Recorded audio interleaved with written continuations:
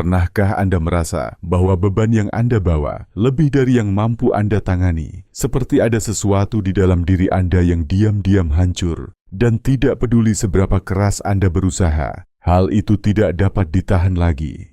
Momen ketika pikiran, hati dan jiwa Anda seolah-olah mengatakan cukup adalah salah satu panggilan paling kuat untuk perubahan yang akan pernah Anda hadapi. Ada titik dalam kehidupan ketika pikiran terasa seperti medan pertempuran. Pikiran-pikiran bertabrakan, emosi memuncak, dan ketegangan diam-diam tumbuh yang tidak dapat diabaikan. Ketegangan ini sering luput dari perhatian dunia luar karena ia ada di sudut-sudut tersembunyi dari diri batin Anda. Ini adalah beban konflik batin, sebuah perjuangan yang muncul ketika diri sadar dan tak sadar. Anda berada dalam ketidaksepakatan. Satu bagian dari pikiran mencari keteraturan, kendali, dan kejelasan, sementara bagian lain melawan, memberontak, atau menuntut perhatian dengan cara-cara yang tidak dapat dengan rapi dikendalikan. Perjuangan batin ini biasanya dimulai dengan diam-diam.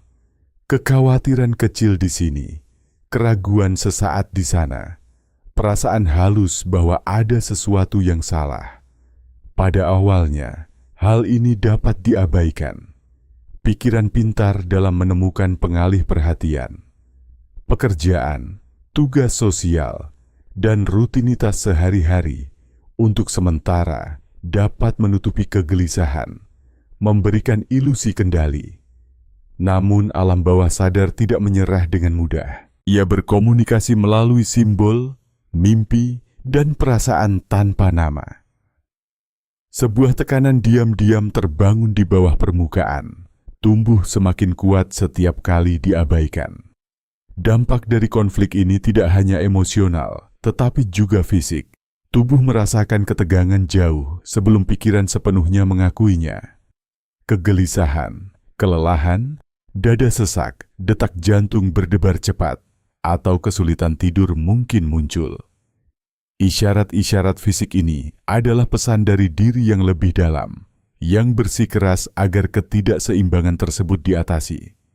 Jung percaya bahwa alam bawah sadar berkomunikasi dengan cara yang sering diabaikan oleh pikiran sadar, dan sinyal-sinyal tubuh ini adalah bagian penting dari komunikasi tersebut. Konflik batin seringkali melibatkan dimensi moral atau eksistensial. Satu bagian dari diri mencari pertumbuhan, perubahan, atau ekspresi diri, sementara yang lain berpegang teguh pada kenyamanan, ketakutan, atau keakraban. Benturan antara keinginan-keinginan ini menciptakan gesekan yang bisa terasa tak tertahankan. Sebuah perjuangan antara siapa Anda sekarang dan siapa yang Anda rasa harus Anda capai. Semakin lama diabaikan, semakin intens hal itu tumbuh. Hal ini mulai memengaruhi keputusan, mendistorsi persepsi, dan mengguncang rasa stabilitas Anda. Setiap pilihan terasa lebih berat, setiap tindakan lebih lambat, dan setiap pemikiran lebih terjerat. Dalam perjuangan ini, penyangkalan dapat menjadi mekanisme coping.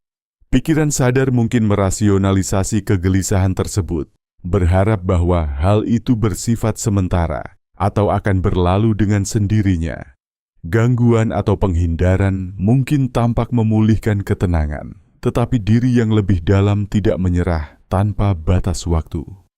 Jung menggambarkan ini sebagai ketegangan antara persona, versi diri seseorang yang disajikan kepada dunia dan bayangan, bagian-bagian dari jiwa yang ditekan atau tidak diakui.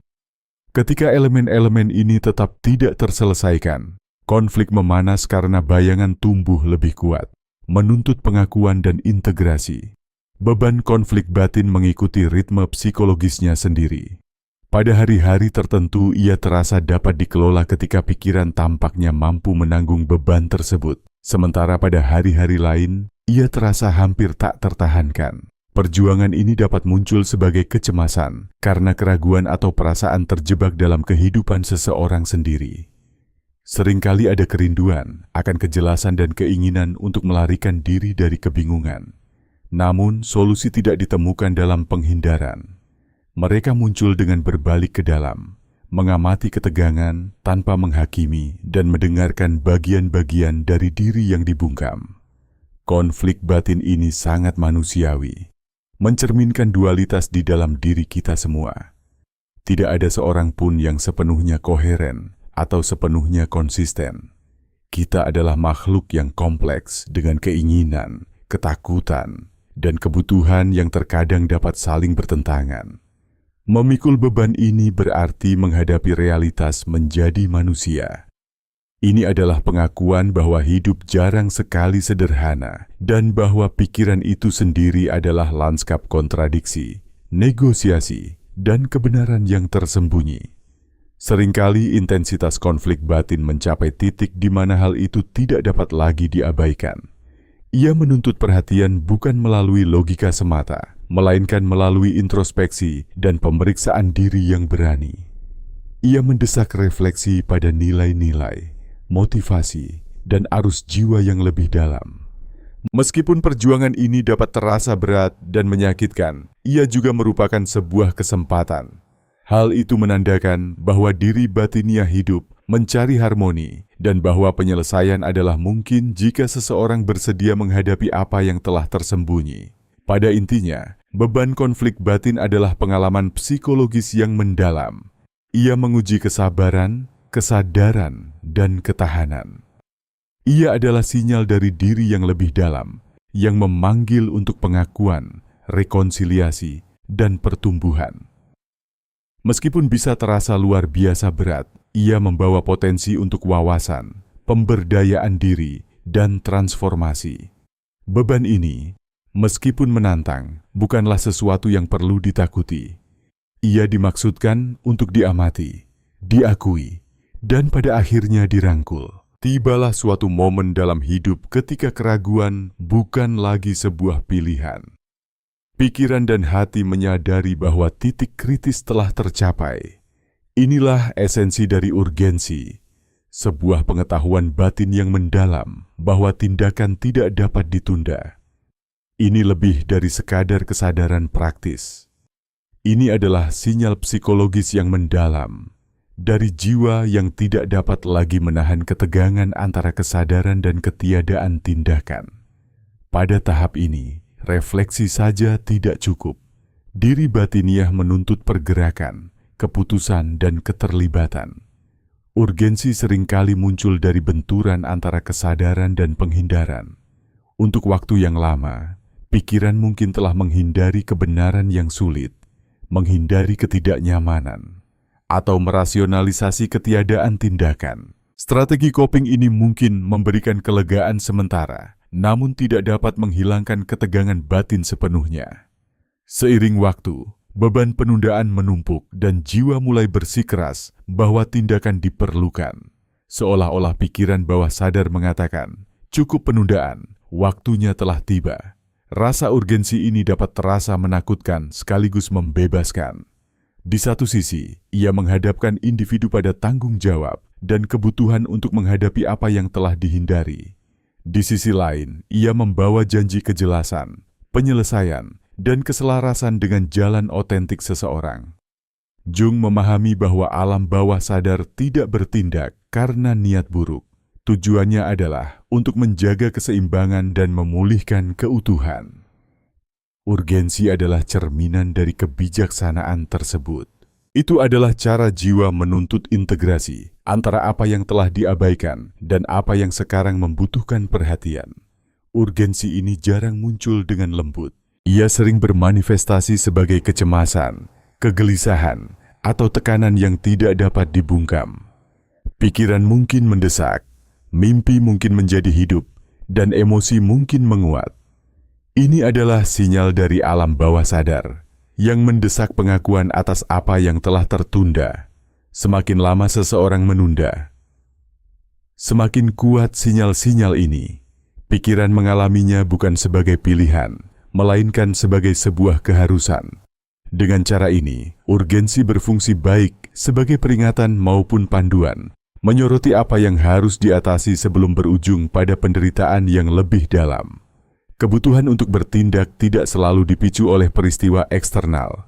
Seringkali hal itu menyangkut keputusan dunia batin, rekonsiliasi emosional, atau menghadapi aspek-aspek diri yang telah diabaikan. Urgensi adalah keharusan psikologis yang menyerukan integrasi bagian-bagian diri yang telah tumbuh terpecah.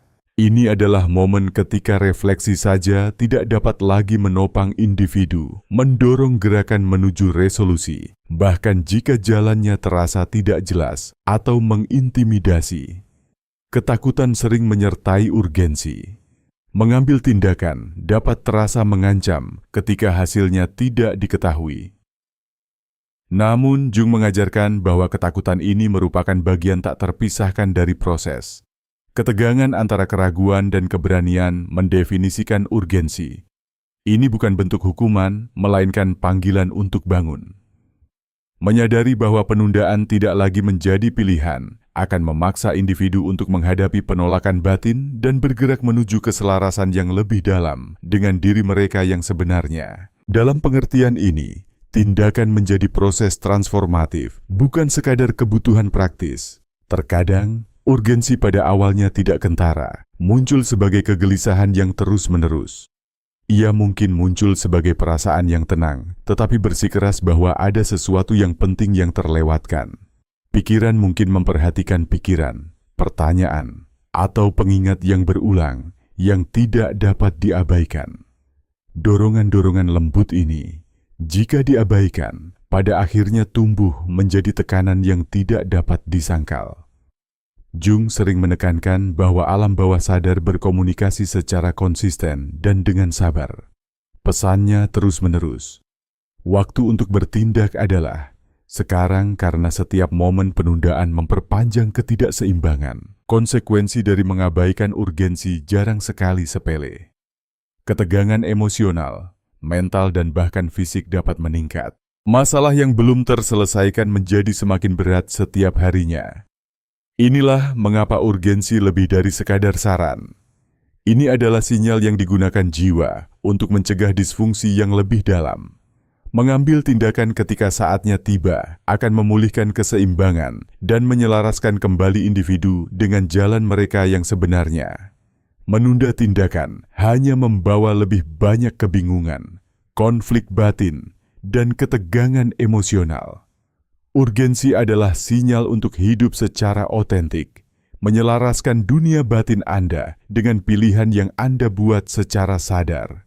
Ini menandai titik di mana refleksi harus beralih menjadi tindakan. Hidup tidak menunggu, dan begitu pula dengan jiwa. Desakan untuk bertindak ini menawarkan kesempatan yang bermakna untuk menghadapi rasa takut, menerima tanggung jawab, dan melangkah ke dalam versi diri Anda yang lebih lengkap dan terintegrasi. Ada saat-saat ketika diri merasa ditarik ke arah yang berlawanan, seolah-olah bagian pikiran yang berbeda sedang bertentangan. Inilah yang dirasakan dari fragmentasi psikologis. Hal ini tidak muncul secara tiba-tiba dan tidak selalu jelas. Sebaliknya, hal itu berkembang secara bertahap, seringkali tanpa disadari, seiring dengan menumpuknya pikiran, emosi, dan impuls yang saling bertentangan. Setiap bagian dari diri mungkin memiliki suaranya sendiri, keinginan dan ketakutannya. Dan bagian-bagian ini tidak selalu berkomunikasi satu sama lain. Hasilnya adalah ketegangan internal yang bisa terasa membingungkan dan melelahkan. Fragmentasi sering dimulai ketika aspek-aspek tertentu dari diri ditekan atau disangkal. Emosi mungkin dicap tidak dapat diterima dan keinginan mungkin diabaikan sebagai hal yang tidak praktis atau memalukan. Seiring waktu, elemen-elemen tersembunyi ini membentuk kompartemen yang tenang di bawah kesadaran. Sementara diri sadar mungkin merasa bersatu dan memegang kendali, fragmen-fragmen kepribadian yang mendasarinya bertahan, terkadang bertindak dengan cara yang tampak tidak terduga atau kontradiktif.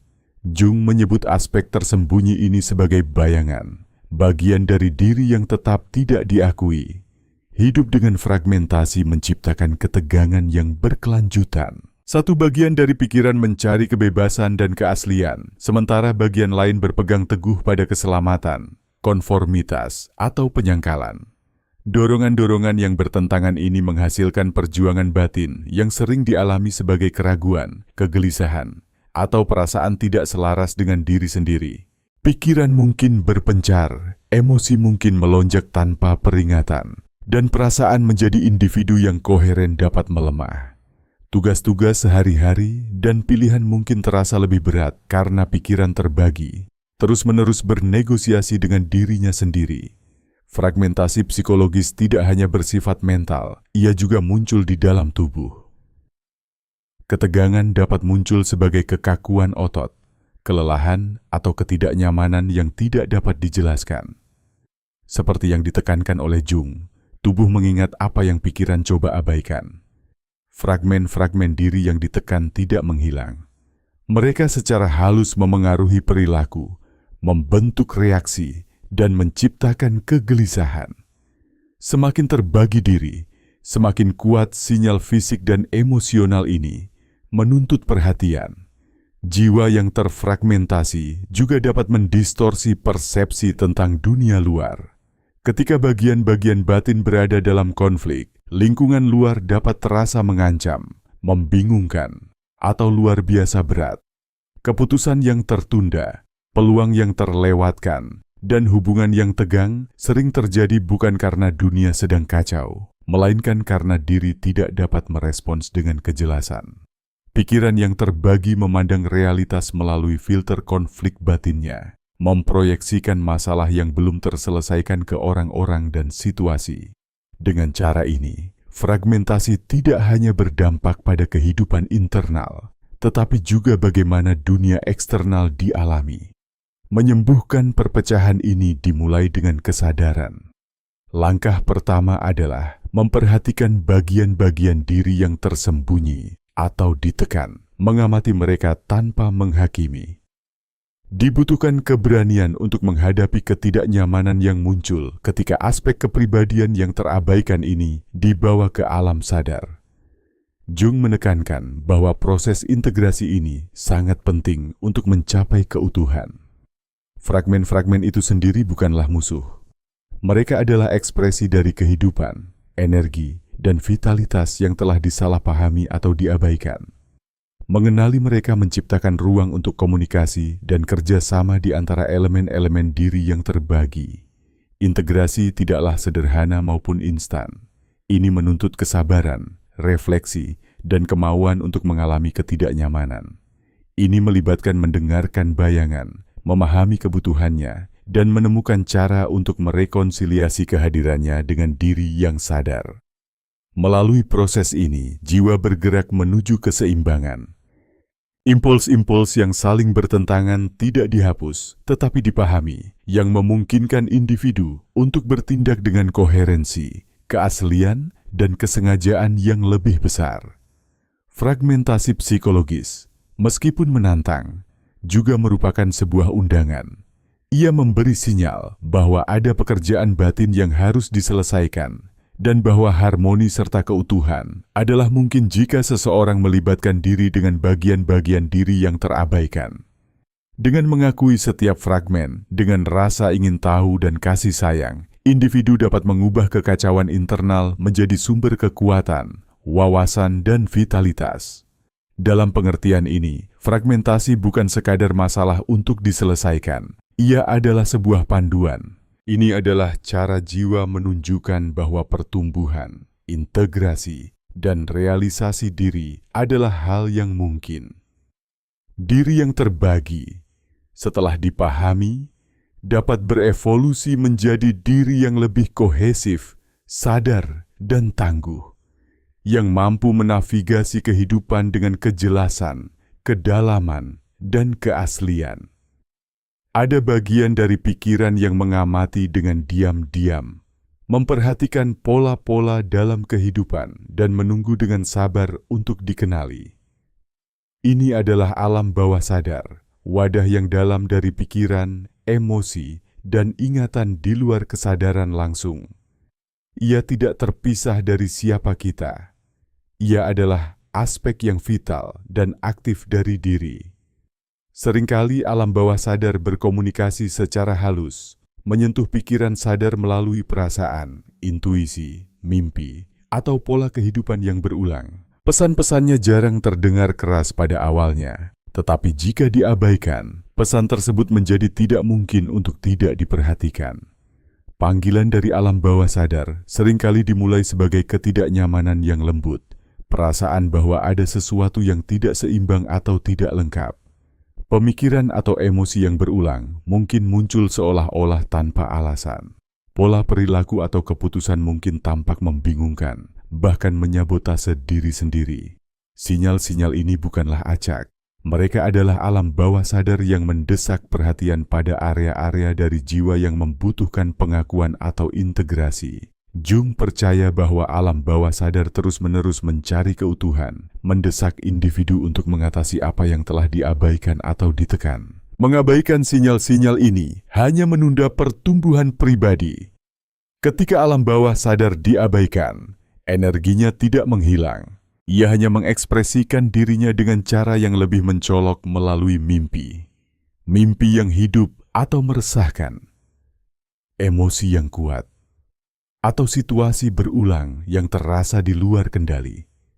Pengalaman-pengalaman ini bukanlah hukuman, melainkan undangan untuk kesadaran. Alam bawah sadar bertahan karena ia memegang kebijaksanaan batin dari diri dan bertujuan untuk memulihkan keseimbangan ketika pikiran sadar menghindari kebenaran yang sulit. Ia sering berkomunikasi dalam simbol-simbol melalui mimpi, wawasan intuitif, atau perasaan sesaat. Simbol-simbol ini bermakna, tidak acak, menunjuk pada konflik, keinginan, atau masalah yang belum terselesaikan, yang memerlukan perhatian. Meresponsnya membutuhkan rasa ingin tahu dan bukan ketakutan, membiarkan pesan-pesan ini membimbing refleksi dan tindakan sadar. Berinteraksi dengan alam bawah sadar menuntut keberanian. Ini memanggil kita untuk melihat ke dalam, menghadapi kebenaran yang tidak nyaman, dan memeriksa bagian-bagian dari diri yang terabaikan. Seringkali hal ini membawa ke permukaan ketakutan, ketakutan yang tersembunyi, keinginan-keinginan yang tidak diakui, atau emosi-emosi yang ditekan. Meskipun menghadapi aspek-aspek ini bisa menjadi tantangan, ia juga merupakan jalan menuju pertumbuhan dan kemandirian. Semakin elemen-elemen ini diakui dan diintegrasikan, semakin harmonis jiwa kita. Waktu juga penting. Ada saat-saat ketika alam bawah sadar tidak dapat diabaikan. Pola-pola halus menjadi mendesak, dan keputusan yang dihindari berubah menjadi tidak dapat dihindari. Desakan ini menandakan bahwa individu telah mencapai ambang batas, di mana refleksi harus bergeser menjadi tindakan. Ini adalah keharusan internal, sebuah persyaratan psikologis untuk bergerak menuju keutuhan. Dengan mendengarkan alam bawah sadar, pikiran sadar dapat merekonsiliasi bagian-bagian yang terfragmentasi dari diri, menyembuhkan ketegangan batin, dan bertindak dengan kejelasan dan keaslian yang lebih besar. Alam bawah sadar tidak dimaksudkan untuk dikendalikan atau dibungkam. Ia adalah mitra dalam realisasi diri, menawarkan panduan halus namun mendalam yang tidak dapat diakses oleh pikiran sadar sendirian. Pesan-pesannya mungkin muncul melalui ekspresi kreatif, intuisi atau kejelasan yang tiba-tiba. Mereka mengungkapkan jalan yang terasa alami, bahkan jika mereka berbeda dari penalaran logis dan mengundang refleksi pada aspek-aspek kehidupan yang lebih dalam. Jung menggambarkan perjalanan ini sebagai individuasi, proses mengintegrasikan aspek sadar dan tidak sadar dari diri untuk hidup secara otentik. Pada akhirnya, panggilan dari alam bawah sadar mengingatkan kita bahwa pikiran bukanlah entitas rasional tunggal, melainkan sistem yang kompleks dengan bahasanya sendiri.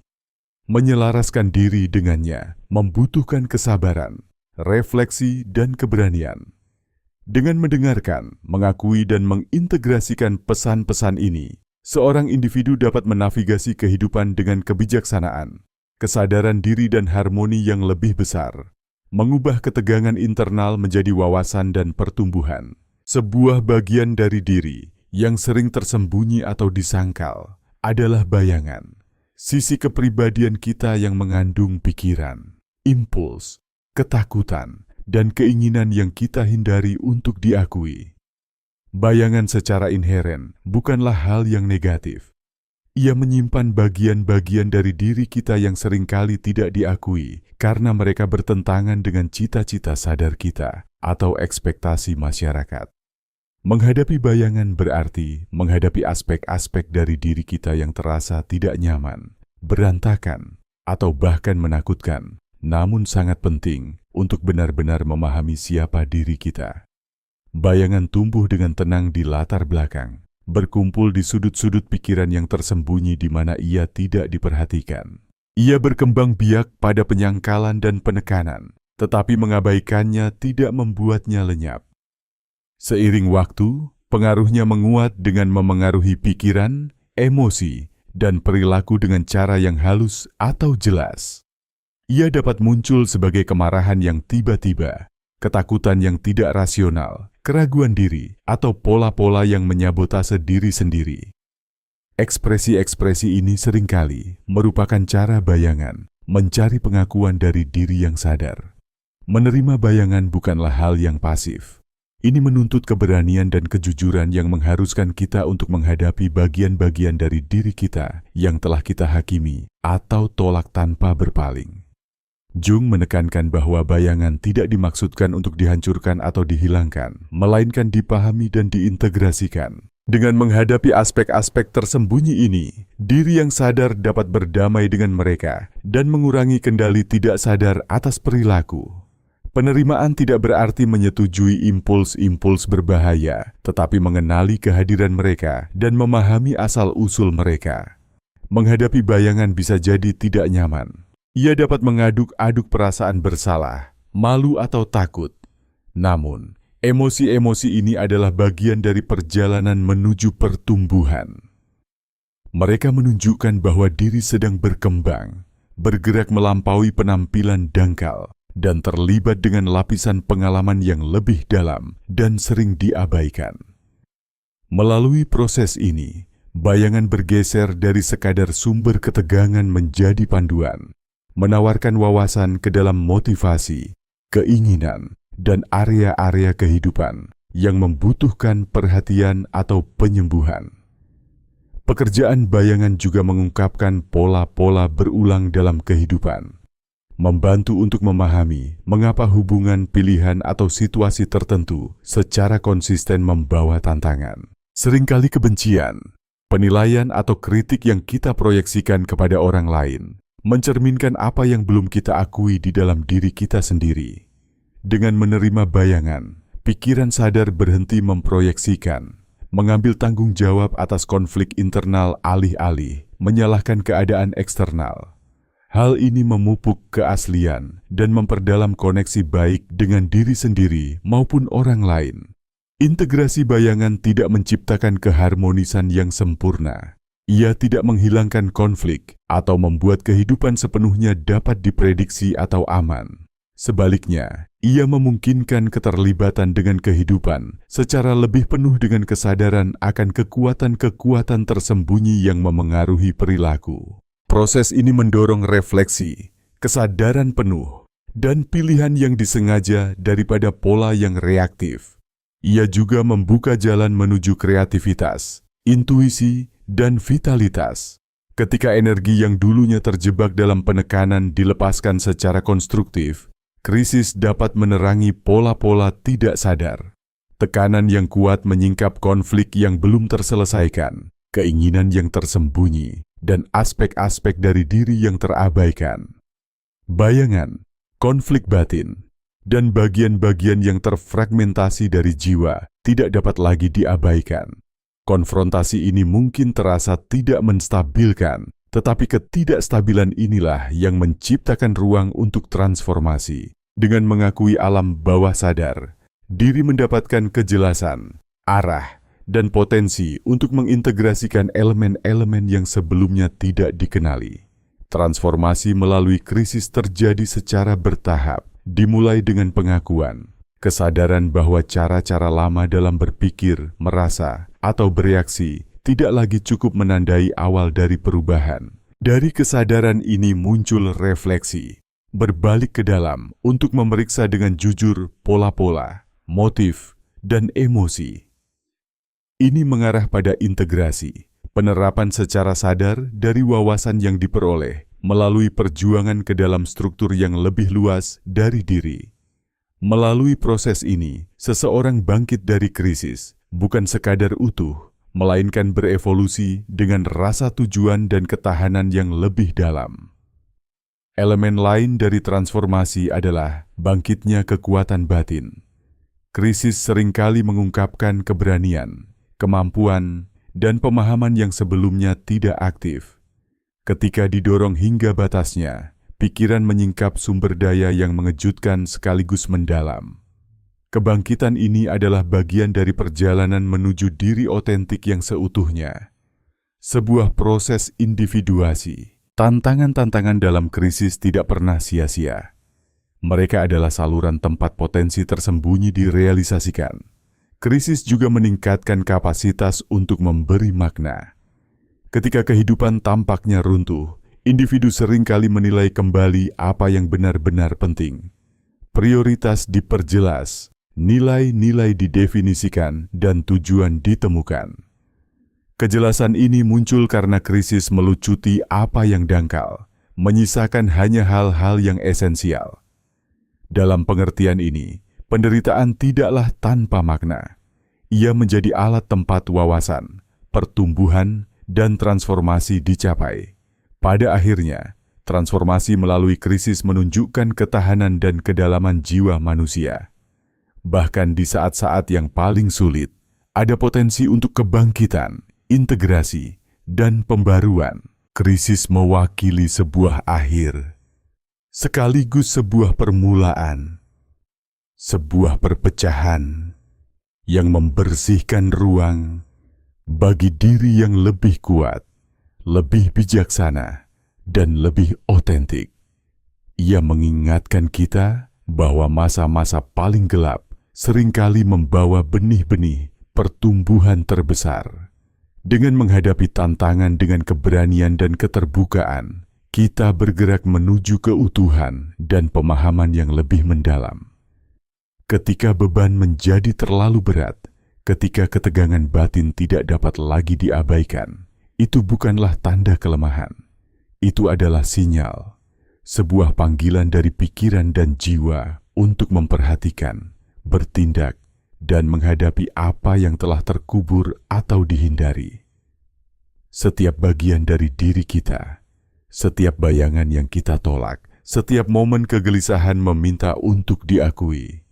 Urgensi ini bukanlah hukuman. Ini adalah undangan untuk melangkah ke dalam kesadaran, mendamaikan apa yang terbagi, dan mengizinkan transformasi. Refleksi harus berubah menjadi tindakan. Keberanian harus bertemu dengan wawasan. Diri harus mulai mengintegrasikan bagian-bagiannya yang tersembunyi. Dengan mendengarkan alam bawah sadar, merangkul bayangan dan menghadapi ketegangan batin, kita bergerak lebih dekat menuju keutuhan. Krisis, fragmentasi, dan perjuangan batin bukanlah sebuah akhir. Mereka adalah ambang batas menuju kejelasan, keaslian, dan pembaruan. Kehidupan itu sendiri memanggil kita untuk merespons. Kesempatan untuk merebut kembali keseimbangan, bertindak dengan niat, dan terbangun pada pemahaman yang lebih dalam tentang diri kita sendiri hadir sekarang. Dengan menjawab panggilan ini, kita menghormati kedalaman keberadaan kita dan melangkah ke dalam kehidupan yang dijalani secara lebih penuh, otentik, dan sadar.